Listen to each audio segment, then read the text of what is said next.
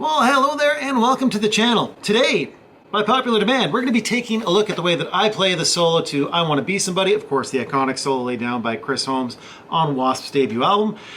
Anyway, really cool solo, lots of cool techniques, great legato phrasing in there from Chris. I did spend quite a bit of time listening to the isolated tracks as well as the original recordings just to ensure I could get this as close as possible. Anyway, grab a guitar, let's get going. Alright guys, a couple of quick housekeeping things to chat about just before we get into the solo itself. First things first, we're going to be playing everything in Wasp tuning, which is down half a step to E flat standard. So just make sure you grab yourself a guitar, tune it down half a step, and we'll be good to go. I'm going to keep referring to all the notes as if we're in standard tuning, because if I don't do that, I'm going to get all mixed up and get you guys all screwed up, and trust me, we really don't want that. Now, a couple of quick things to note about the solo itself when we're playing it. If you know your music theory, there are two scales in particular that Chris likes to use, and he uses them all over this solo. One, of course, is pentatonic, A minor pentatonic, I should say, and we all know and love that one. And the other scale he uses in this particular solo is A mixolydian, and if you're not familiar with that, it sounds kind of like this. Don't worry if this sounds confusing. I'm going to call all this out as we play it anyway, so you don't actually need to know this stuff, but if you do know about these scales and how to use them, this might make things a little bit easier for you. Anyway, enough blabbering. Let's get into that solo. Alright guys, so section 1 should look and sound just like this. Oh, some of you might already know this party trick. If you don't worry, I'm going to show you how this works. So all I'm doing here, guys, this is kind of a harmonic trick. You hear a lot of players do this in the 80s. All I'm doing is I'm going to be kind of playing with a hammer out of nowhere on the 4th fret of my D string, pulling off back to the 2nd fret of my D string, and then pulling off to open. So kind of a this sort of thing. As I'm doing this, take your hand and just kind of move it slowly up, just touching the strings barely. That's how you get those harmonics to pop. Just like that. Now in the video intake I did at the beginning, I did that 4 times. So go ahead and do that 4 times if that feels right. Like so. Alright guys, section 2 should look and sound just like this.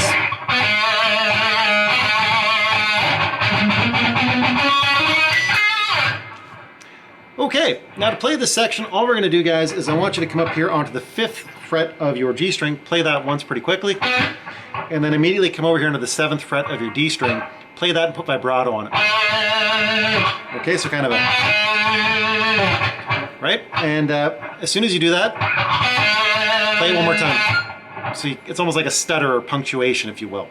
So 5, 7, 7, and then play it twice. You can hear it on the recording, Chris plays it twice. So, just like that. Now the next little bit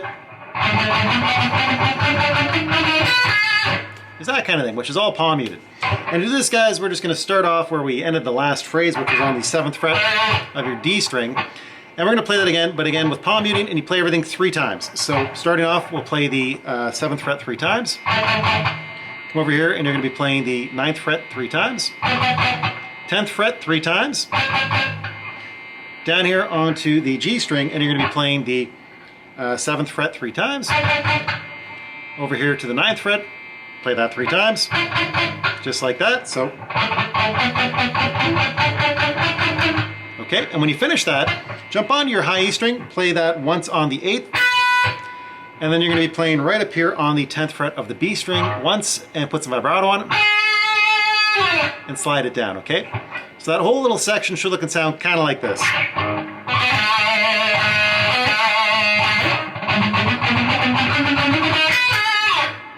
Perfect. Alright guys, next section should look and sound something kind of like this.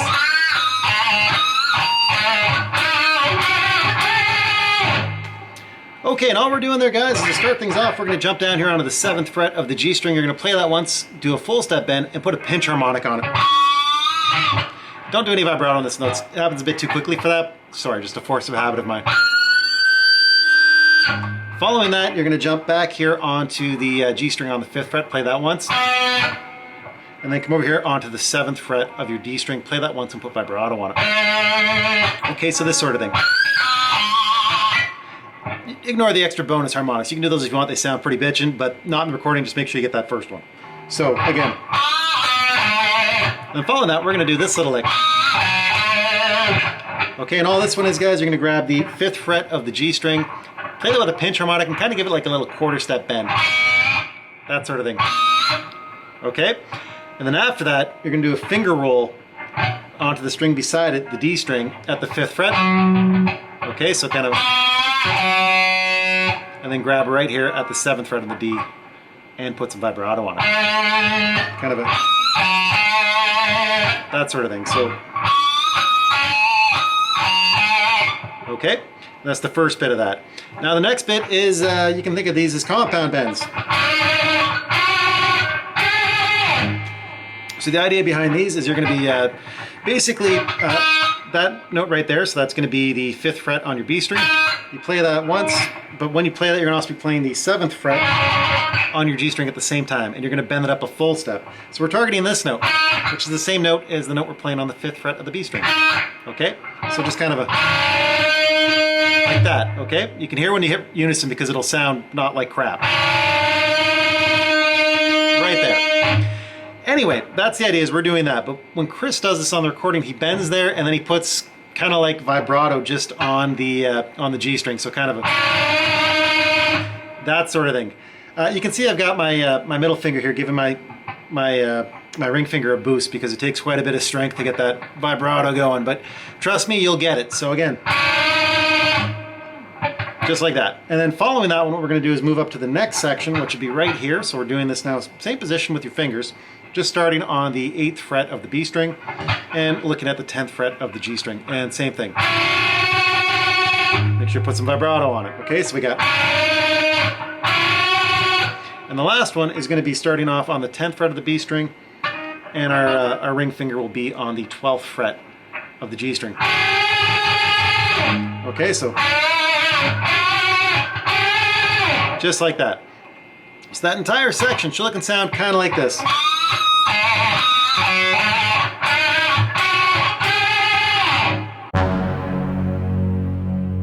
Alright guys, next section should look and sound kind of like this.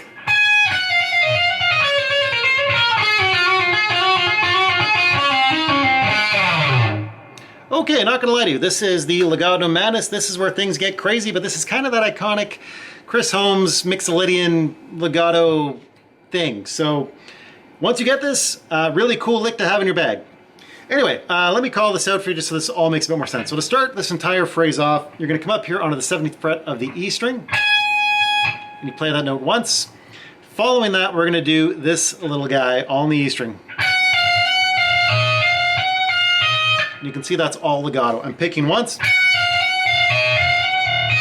and then just kind of letting my fingers do the work. So I'm going to be picking on the 15th fret of the high E, pulling off to the 14th fret, hammering onto the 15, pulling off to 14, pulling off to 12, hammering on to 14, hammering on to 15, pulling off to 14, pulling off all the way back to 12. So the easy way to do this is just kind of break it down into little micro sections. So the first little phrase would be 15, 14, 15. Okay, so like that. Now the next bit of the phrase, again, all legato, would be this thing. Yeah, and a lot of you guys have noticed all you're doing is going down, going up, and going down. So exactly that, we're just going to be, again, after you do that first little phrase, go down. So that's 15 to 14 to 12, 14, 15, 14, 12. So you kind of understand how that works, right? Anyway, so that whole little phrase up to this point. Okay, just like that. Play around with this one a bit just to get it under your fingertips. It's a bit of an awkward one. Sounds pretty cool, and you can do this lightning quick once you get it sorted out. So again,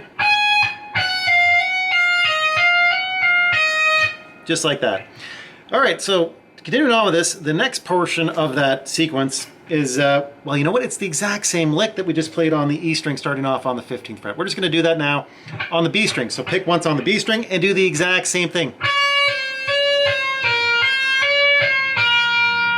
No joke. The only difference here with this one when you do it, when you get to that 12th fret, you can slide back a little bit. You hear it on the recording. The reason for that is there's going to be a position shift for the next bit of the phrase. So when you get there, just kind of slide back if you can. If you miss it, don't worry about it. Totally cool. Anyway, so the whole phrase so far up to this point, we've got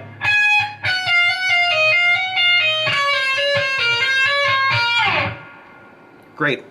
So the next little bit of the phrase is this guy. Okay? And all we're doing there, guys, is we're now on the G string. You're going to pick once on the 14th, pull off to 12, pull off to 11, hammer on to 12, pull off to 11. Okay? Just like that. Again, so the whole phrase.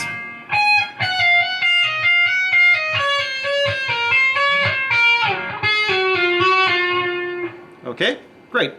Now the next little bit of the phrase is the next super iconic kind of Chris Holmes-ism. What you're gonna get is this.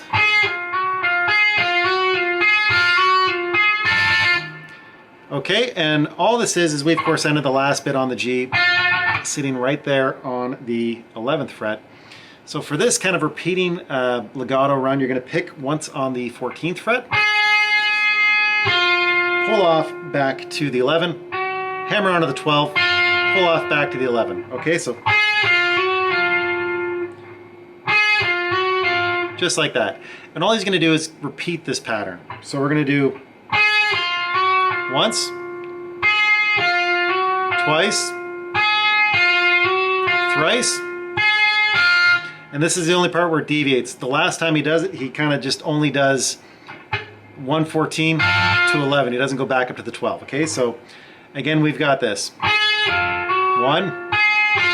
2, 3, 4, and then back to the 11. Okay, I'm literally just counting how many times my pinky hits that 14th fret. That's how I keep track of this at speed so I don't get lost doing it. Works for me, experiment with you, see what makes the most sense, and just do that. So, the entire pattern up to this point, we've got this so far.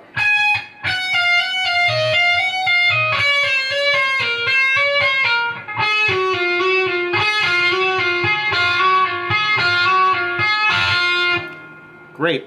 Now the next bit, as you might imagine, we're going to be jumping onto a new string and doing a new pattern. And the new pattern is going to happen right here on our D string, and it will be this. Super easy, okay? All we're doing is I'm picking right here on the 12th fret, pull off to 11, and I'm going to hammer on to 14 and just walk down. So 14, 12, 11. Again, so I'm picking 12, 11, 14, 12, 11. Easy, right? And for good measure, come over onto the A string, 12th fret, for the very, very last note, and just play that once and slide down. And that's how the entire thing finishes. So that entire mad legato chaotic bit is this.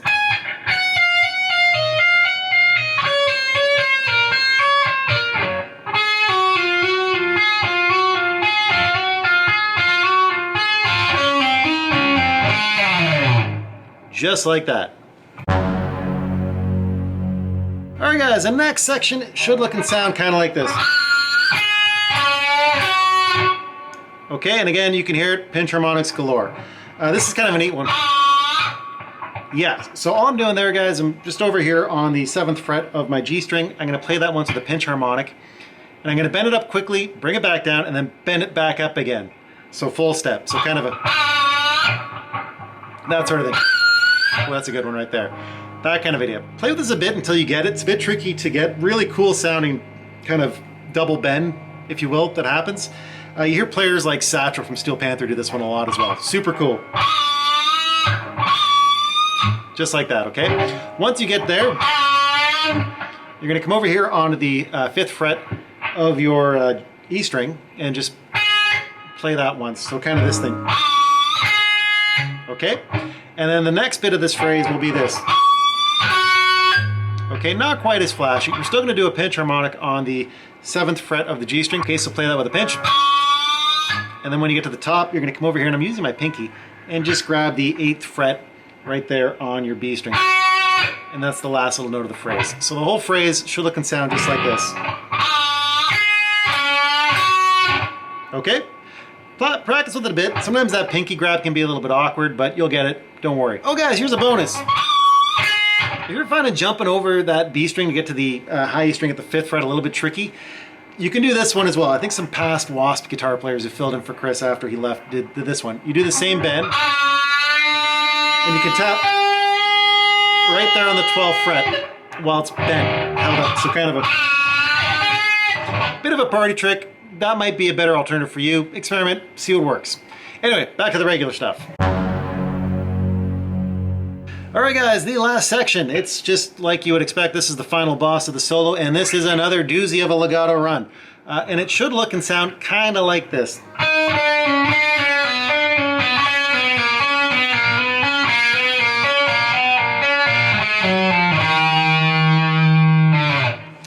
Okay, I'm not gonna lie, this is super hard, so we're gonna break this down kind of into like little subsections to try and make this a little bit more manageable. So to start things off, of course, you ended the last phrase with that note, which was on the B string up here on the 8th fret.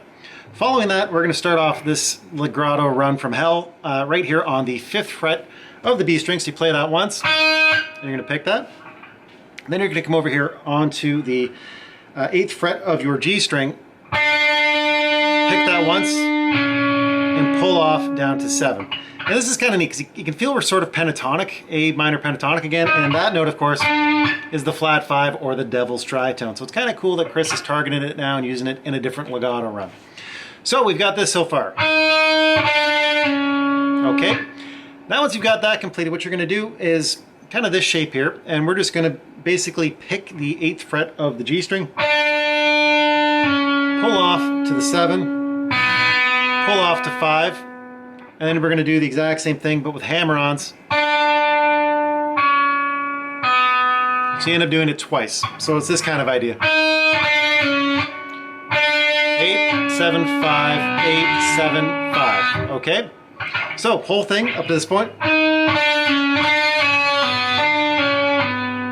Just like that. All right, so the next little bit of legato hell will be this little phrase. Okay, and all we're going to do for this, guys, is we're just staying on the G string. We're going to do a little position shift, and now we're going to be looking at the G string on the 7th fret, the 5th fret, and the 4th fret. So start this phrase off by playing just the 7th fret once, pull off, hammer back on to 7, pull off again, pull off again. So it does it twice, so we kind of got... And when you get it done the second time, just climb all the way back up. So we've got... Now climb up, hammer-ons. Again, so we got this. 7, 5, 4, 7, 5, 4, 5, 7. Okay, all right, so everything all together up to this point, we have this so far.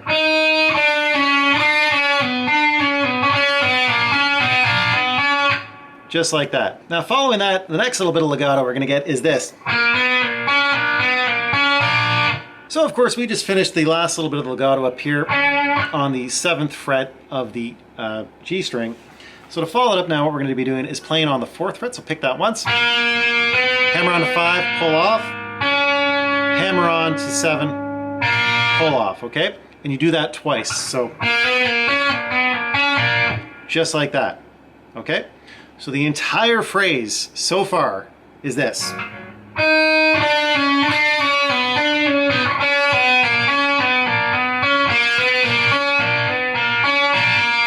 Just like that. So we ended, of course, back here on the 4th fret of your G string. Now following that, we have the last little bit of the phrase, which is this.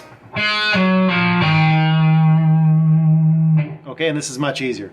All we're doing is we're just going to jump onto our D string. We're going to be playing up here on the 7th fret, so play that once. Pull off, back to the 5, pull off to 4. And then I'm going to use my pinky and grab that E note right there, which of course is the 7th fret on your A string. Okay, so I'm pretty sure that's how Chris does it. If you're finding that awkward to grab with your pinky, you could just slide back to the 2 and get it there if you want, but you'd hear the slide, it doesn't quite sound right. So this way is a bit more preferable. Okay, so the entire final legato phrase should look and sound just like this up to the very end.